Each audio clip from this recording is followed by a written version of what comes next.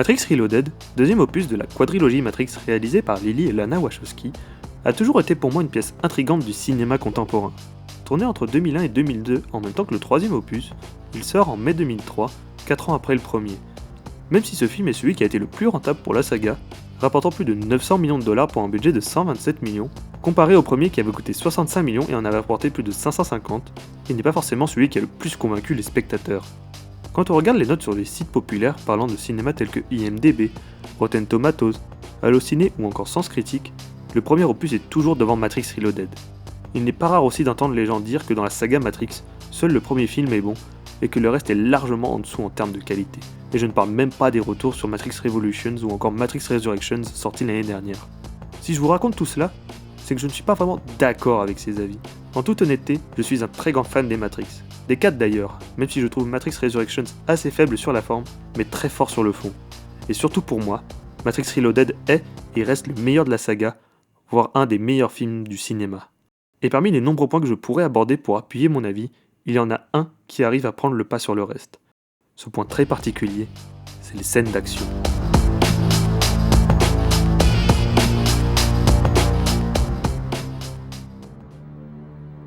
Matrix Reloaded est un film très dense comportant de nombreuses scènes d'action. Le combat sur le parking avec Trinity, le combat de Neo contre les nouveaux agents, Neo se battant contre Séraphin, le combat dantesque avec la centaine d'agents Smith, et bien d'autres. Mais c'est principalement à travers 2 séquences que je vais axer mon analyse. Le combat dans le château contre les sbires du Mérovingien et la course-poursuite sur l'autoroute 101.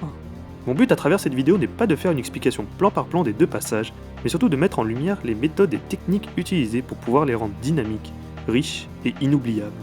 Et avant même de vous parler de Matrix Reloaded, une personne mérite qu'on s'attarde quelques instants sur son histoire, Yuen Woo-ping. Yuen Woo-ping est un réalisateur, chorégraphe d'action, producteur et acteur hongkongais. Il commence sa carrière en tant qu'acteur cascadeur en jouant dans des films de Chang Cheh comme Un seul bras les tue à tous, Le retour de l'hirondelle d'or ou encore La rage du tigre. Il débute ensuite sa carrière de réalisateur chorégraphe en filmant la même année, en 1978, 2 films, Le chinois se déchaîne et Le maître chinois. Le deuxième a d'ailleurs lancé la carrière d'un acteur que vous connaissez tous je pense, un certain Jackie Chan. Par la suite, il continue de réaliser et chorégraphier de nombreux films jusqu'au milieu des années 90 en travaillant avec de nombreuses stars hongkongaises de l'époque, comme Yuen Biao, Sammo Hung, Donnie Yen, Michelle Yeoh ou encore Jet Li. Durant cette même période débute la crise du cinéma hongkongais sur fond de vente de films piratés et de rétrocession d'Hong Kong à la Chine. C'est dans ce climat de tension qu'il saisit sa première opportunité de travailler sur un projet avec Hollywood et s'envole vers les États-Unis à la fin des années 90. Ce premier film américain qu'on lui propose de chorégraphier, c'est Matrix.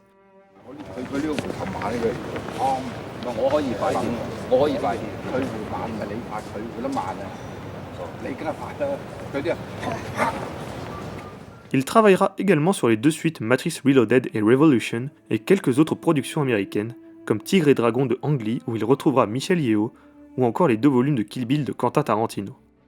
Après ça, il retournera plutôt travailler sur des productions sino-hongkongaises comme Crazy Kung Fu de Stephen Chow, Le Maître d'armes de Ronnie Yu, The Grandmaster de Wong Kar-wai, et récemment les Ip Man 3 et 4 de Wilson Yip. Depuis 2010, il a également repris sa carrière de réalisateur, réalisant notamment en 2016 Tigre et Dragon 2. Si je fais ce très grand aparté sur Yuen Woo-ping, c'est parce que, au-delà d'être l'un des acteurs les plus importants du cinéma hongkongais entre les années 70 et 90, il est également, avec les sœurs Wachowski, à l'origine de la qualité des scènes d'action des films Matrix.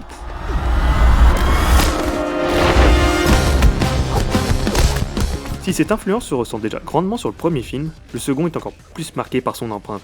Si Matrix Reloaded comprend de nombreuses scènes d'action avec des arts martiaux, Yuen Woo-ping vient y ajouter un nouveau style, le wuxiapian. Le wuxiapian est un genre cinématographique appartenant au cinéma chinois. Le terme peut être traduit par film de chevalier errant ou encore film de sabre chinois. Dans ces films, la plupart des scènes d'action sont caractérisées par l'utilisation d'armes blanches pour le combat, ainsi que par l'absence des règles physiques telles que la gravité, laissant ces personnages s'envoler, réaliser des affrontements dans les airs, etc.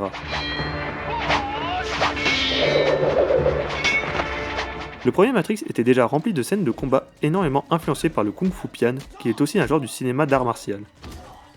Très proche du film de sabre ou wuxiapian, il se distingue par le fait que les héros principaux se battent à main nue. Et c'est à travers la scène du château dans Matrix Reloaded qu'on ressent toute l'influence du wuxiapian. Si au début, Neo se défend contre ses assaillants à l'aide d'arts martiaux, nous faisant partir sur une séquence de Kung Fu Pian, les événements et la scénographie font changer le style de la scène. La blessure que Neo subit après avoir paré une épée avec sa main lui fait prendre conscience du danger du combat et le pousse à s'équiper de 2 sai. A partir de ce moment, la séquence devient du wuxiapian et on le voit alterner entre différentes armes pour se défendre, passant des sai à l'épée, à une lance cassée en 2 morceaux, avant d'utiliser l'arme de son dernier adversaire, une massue, pour le vaincre.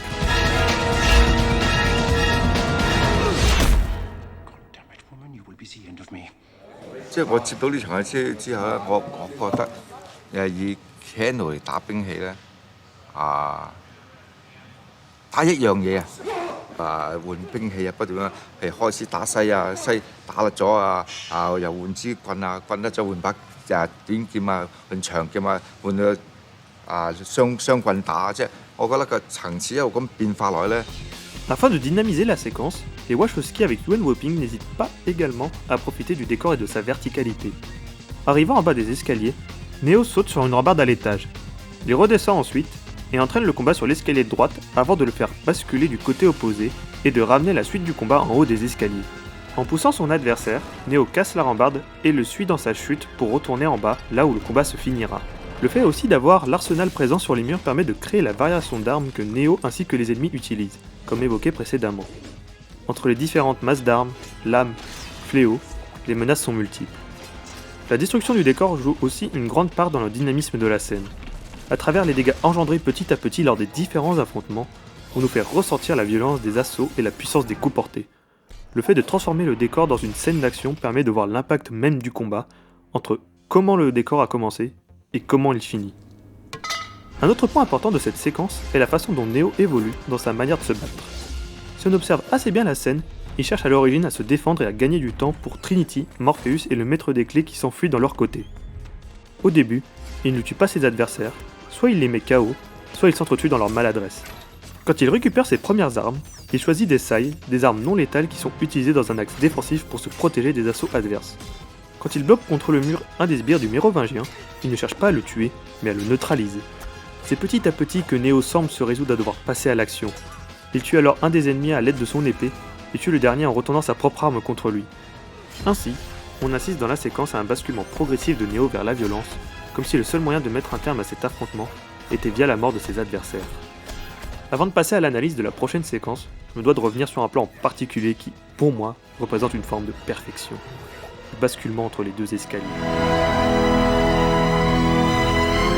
Dans ce plan, nous avons Neo qui, avec son esquive, bascule du haut jusqu'à l'escalier opposé, un sbire avec son épée qui saute à la poursuite de Neo, un autre avec sa lance qui court sur un mur à l'horizontale, et un troisième sbire qui saute depuis le premier escalier pour rejoindre le deuxième.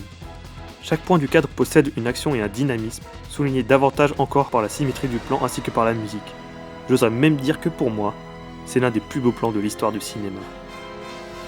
Et je me permets de revenir sur la musique, nommée Château et composée par Rob Dougan, qui s'inscrit parfaitement dans la séquence, appuyant chaque passage, chaque transfert de lieu, chaque pause, accompagnant le dynamisme de la séquence.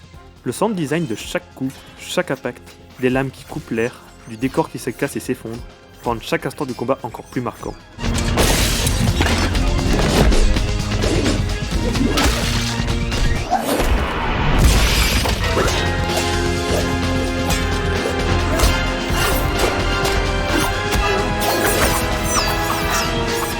Le cadrage joue aussi une grande part dans la qualité de la scène.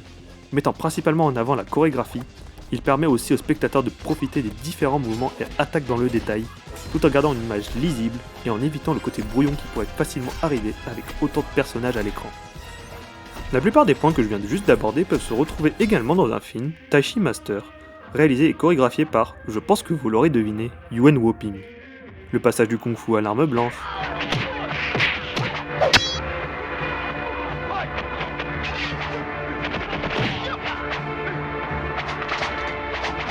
l'utilisation de la verticalité du décor,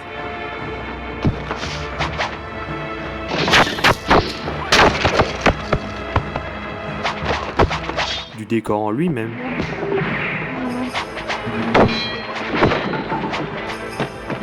il est à noter que j'utilise Taishi Master en regard de Matrix Reloaded à cause de la présence de Yuen Woo-ping sur les 2 films, mais nombre des points que j'ai abordés peuvent se retrouver sur la plupart des films de wuxiapian, comme A Touch of Zen de King Hu ou The Blade de Tsui Hark pour citer 2 grosses œuvres du style, ou même finalement aussi sur des films de Jackie Chan.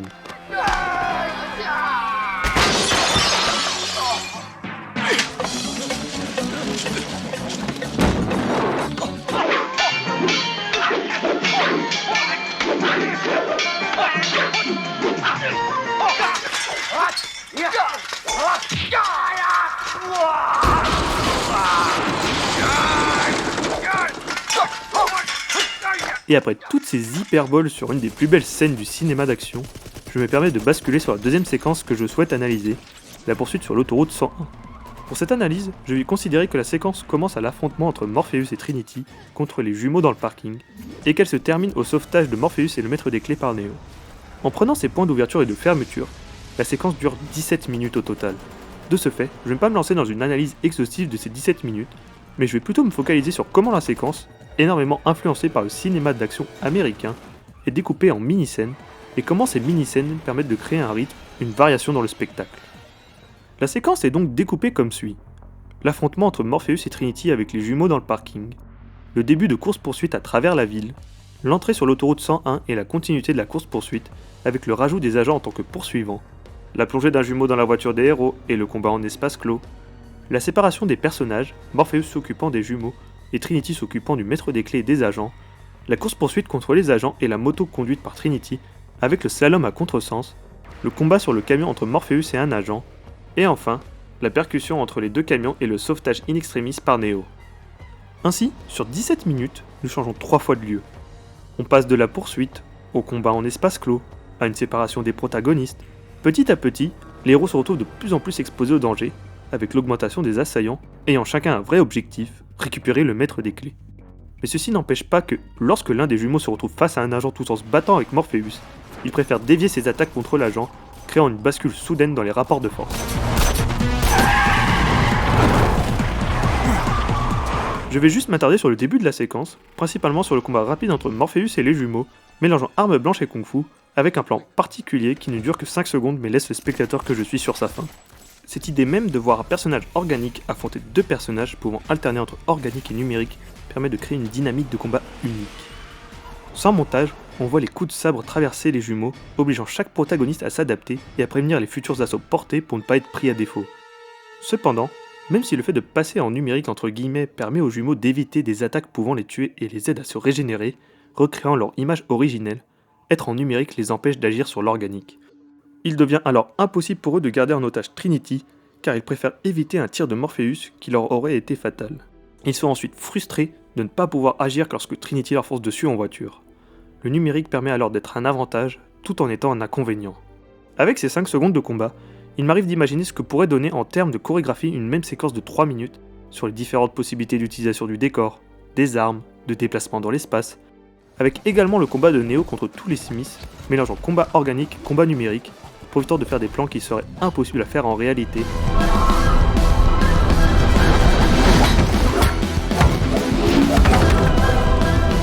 Matrix Reloaded place alors la barre plus haut que Matrix qui reste principalement focalisée sur le Kung Fu Pian et une séquence de gunfight.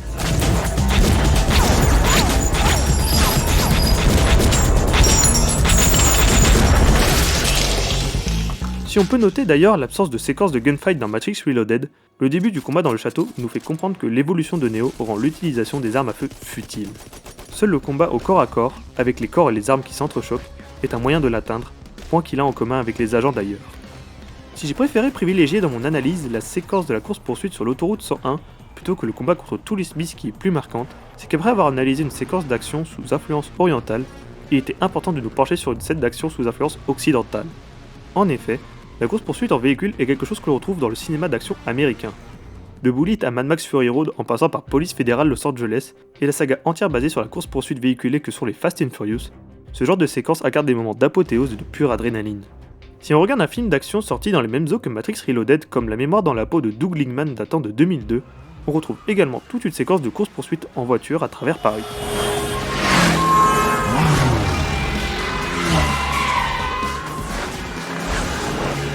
Et dans Matrix Reloaded, les Wachowski montrent qu'elles connaissent bien les codes du cinéma d'action américain. Tout d'abord, à travers le film dans sa globalité qui, dès le début, annonce qu'il se structure autour d'un compte à rebours, la ville de Zion étant sur le point d'être détruite par les machines, laissant 72 heures aux héros pour stopper cela. Le mécanisme du compte à rebours est quelque chose de typiquement américain, ayant même une série entière se basant sur cette notion, 24 heures chrono. De ce fait, le film se construit autour de l'urgence dans laquelle se trouvent les héros qui doivent rencontrer les bonnes personnes et débloquer rapidement les situations afin que la prophétie de Morpheus se réalise et que Neo puisse accomplir son destin d'élu en retournant à la source. Et dans cette structure, le sauvetage du maître des clés est primordial. Ainsi, la séquence de l'autoroute 101 est construite autour de la course-poursuite, d'un compte à rebours ainsi que d'un sauvetage.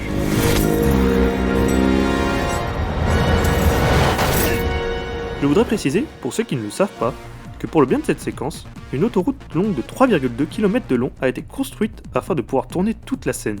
Ceci a permis aux réalisatrices de jouir d'une certaine forme de liberté dans la construction des différentes cascades qui ont toutes été réalisées par de vrais cascadeurs, créant un effet de réel et évitant de passer par le côté artificiel des effets numériques. Ainsi, on peut assister à de véritables destructions de véhicules,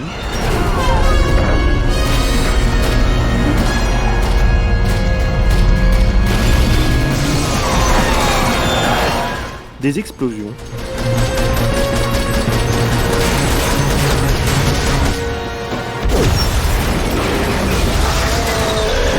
à des cascades dangereuses,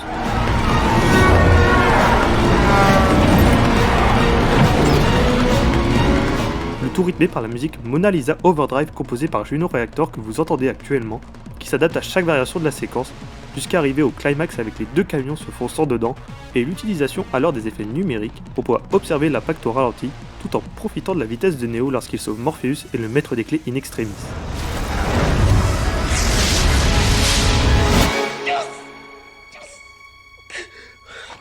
Et finalement, c'est pour toutes les raisons énoncées que je considère Matrix Reloaded comme un des meilleurs films d'action. Mélangeant le meilleur du cinéma d'action oriental et occidental, avec le Kung Fu Pian, le Wuxia Pian et la course-poursuite, utilisant les technologies de l'époque pour nous proposer des combats mêlant organique et numérique, nous faisons face à un film d'action totale.